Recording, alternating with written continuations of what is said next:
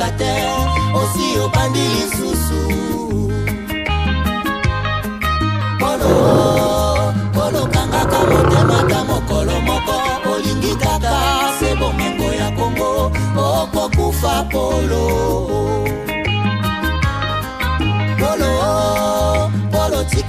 tika akokabola Kongo likambo oyo soni ya barwande okosambwa polo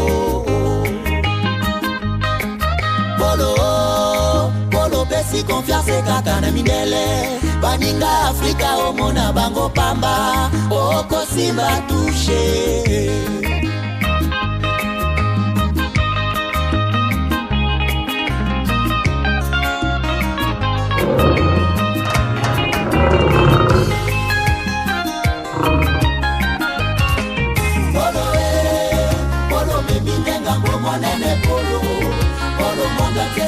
Ozali bobomi polo tangisi makila mingi na Kongo polo zela kanda ya Nzambe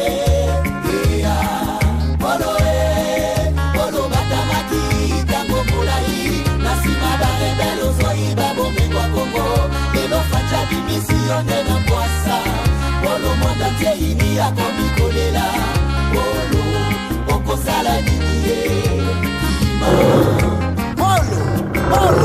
Polo, n'a bien dit combien de fois. Nyos est à la rater à traiter, on en a marre. Polo, ligi konyo kola kaka este. Ibaka bomingo ya bakongole.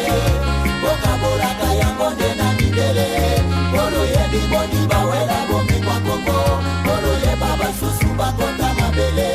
Yango moni nzoto na yeza kosila.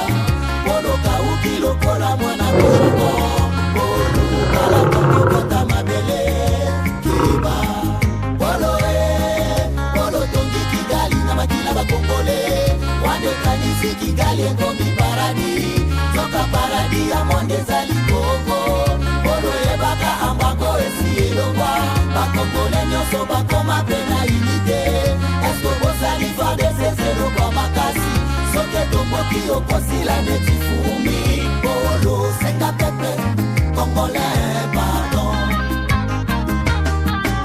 peuple congolais tous soyons unis derrière notre armée la FARDC pour pouvoir chasser l'ennemi loin de nous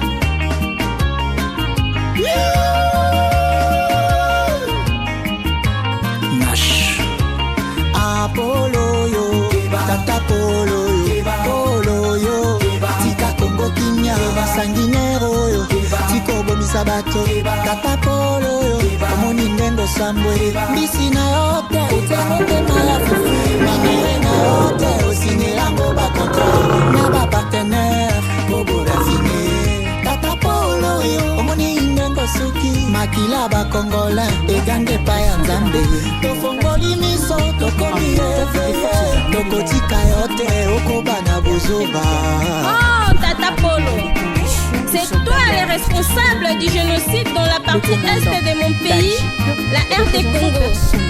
Tu es sans cœur, mais ce que tu dois savoir, la RDC regorge 105 millions d'habitants qui sont unis.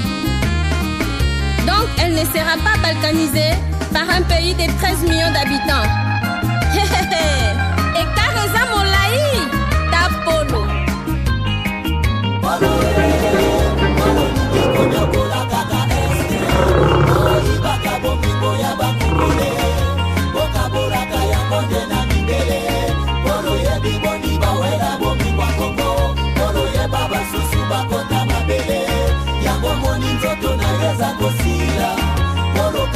Lokola mwana koshoko polo kala toko kota mabele kiba polo tongi Kigali na makila bakongole wande kanisi Kigali komi paradi toka paradi ya monde zali Kongo polo yebaka ambako esi elongwa bakongole nyoso bako